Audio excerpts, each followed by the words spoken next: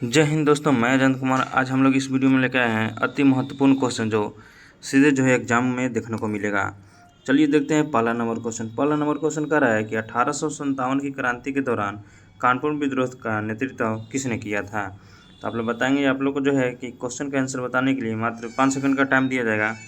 आप लोग ज़रूर बताएंगे क्वेश्चन का आंसर, और आप लोग अंत तक बने रहेंगे और अपना फाइनल स्कोर भी बताएंगे। तो चलिए देखते हैं क्वेश्चन क्या कह रहा है कि 1857 की क्रांति के दौरान कानपुर विद्रोह का नेतृत्व किसने किया था। तो आप लोग बताएंगे। इसका राइट आंसर हो जाएगा नाना साहेब हो जाएगा। क्या हो जाएगा? नाना साहेब।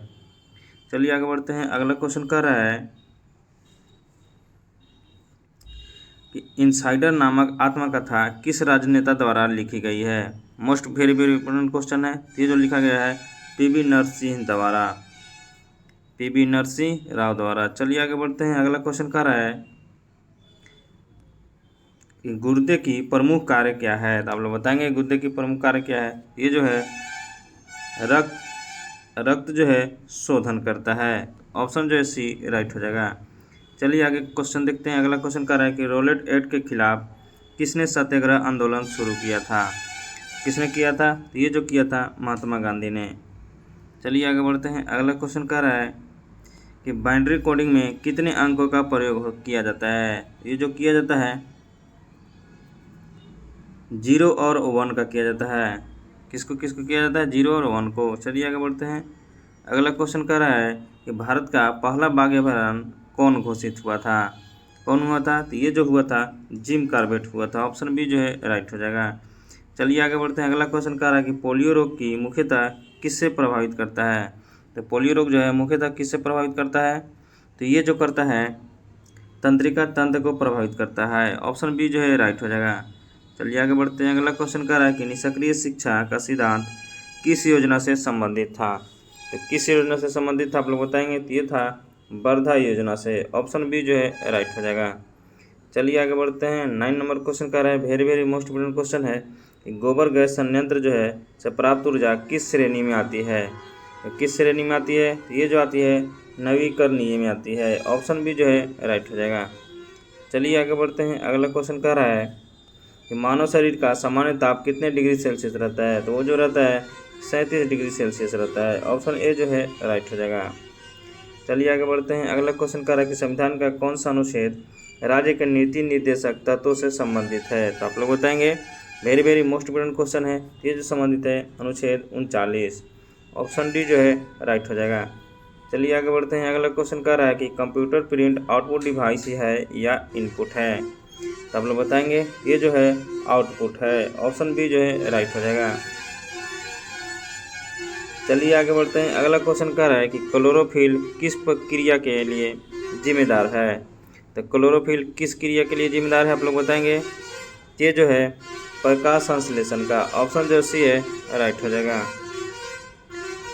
चलिए आगे बढ़ते हैं। अगला क्वेश्चन कर रहा है कि नमक सत्याग्रह के दौरान गांधी जी कहाँ से दाढ़ी यात्रा पर चले थे। तो कहाँ से चले थे आप लोग बताएंगे। Very very most important question है। तो ये अहमदाबाद से। ऑप्शन ए राइट हो जाएगा। चलिए आगे बढ़ते हैं। अगला question very very most important question है। कह रहा है कि विटामिन के की कमी से कौन सी समस्या होती है। तो कौन सी समस्या होती है आप लोग बताएंगे। तो ये होता है रक्त स्राव होता है। ऑप्शन ए राइट हो जाएगा।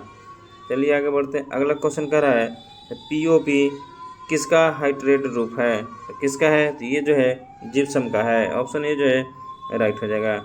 अगला क्वेश्चन कह रहा है कि ओजोन गैस किस परत में अधिकतम मात्रा में पाई जाती है। ये जो पाई जाती है एस्ट्रोस्फेयर में पाया जाता है। ऑप्शन ए राइट हो जाएगा। चलिए आगे बढ़ते हैं। अगला क्वेश्चन कह रहा है कि मानव शरीर की कुल मांसपेशियों की संख्या लगभग कितनी होती है। ये भी very very most important question है। ये जो होती है 600 होती है। कितना होती है? 600 होती है। ऑप्शन बी राइट हो जाएगा। चलिए आगे बढ़ते हैं। अगला क्वेश्चन कह रहा है कि भारतीय राज्यों के राज्यपालों की नियुक्ति कौन करता है।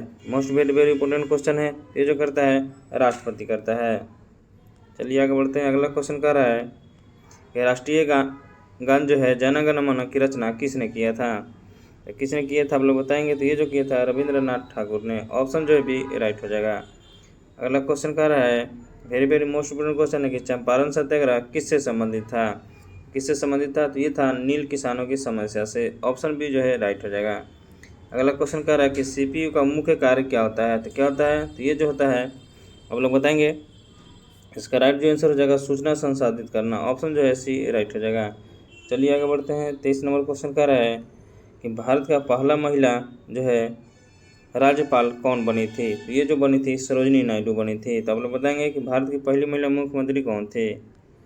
चलिए आगे बढ़ते हैं। अगला क्वेश्चन कह रहा है कि सार्क का मुख्यालय कहाँ है? तो कहाँ है? तो ये जो है काठमांडू में है। ऑप्शन बी जो है राइट हो जाएगा। इस वीडियो का लास्ट क्वेश्चन ये है, कह रहा है कि पानी की उबलने का तापमान सामान्य वायु दाब पर कितना होता है? तो कितना होता है?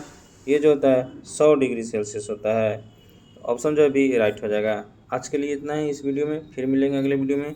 अपना जो है स्कोर जरूर बताइएगा कि 25 में से कितना रहा। कम से कम 25 में से 24 तो आना ही चाहिए।